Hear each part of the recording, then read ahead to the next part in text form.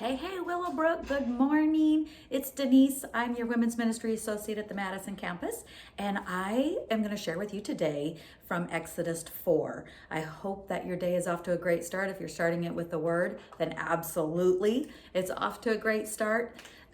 Question for you. Are you an excuse maker? Sometimes we make excuses and there's a reason why we make them. It's usually rooted in fear. I am loving our sermon series that we're doing about no fear. And I noticed this with Moses. He is making excuses. God has given him an assignment and he's making excuses about, well, what if they don't really believe me that you're the one that told me this? What if they don't think that I'm telling the truth? What if, right? We've all done that. We've all been in that place where we do the what ifs. And with Moses here, he is saying, well, if they don't believe me, what do I do? And so God's telling him, okay, we're going to give him some signs. We're going to give him some miracles. So he's like, you got a rod in your hand, drop it on the ground. It turns into a snake and he runs.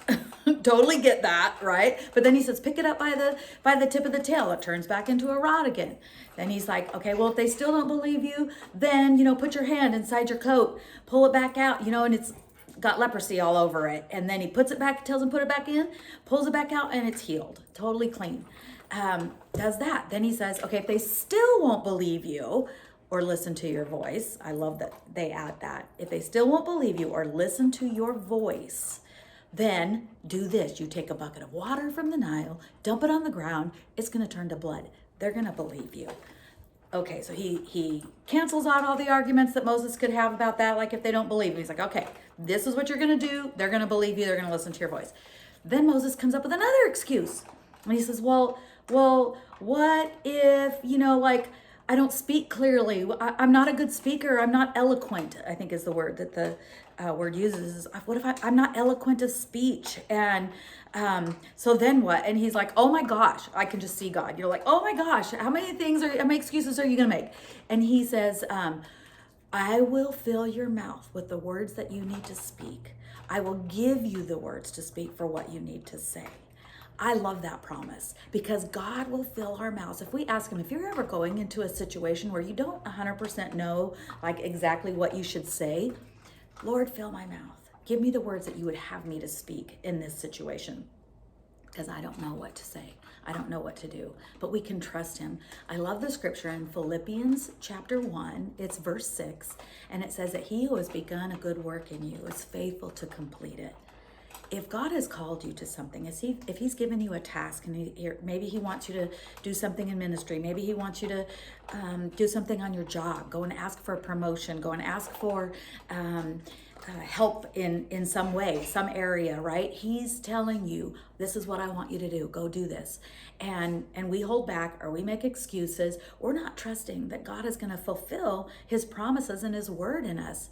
Well, his word tells us that he is faithful. He will complete it. He will give us what we need to be able to do what he's asked us to do. He wouldn't ask us to do it and set us up for failure. We tend to sabotage ourselves. So what do we need to do? We need to trust God. Practical application with this.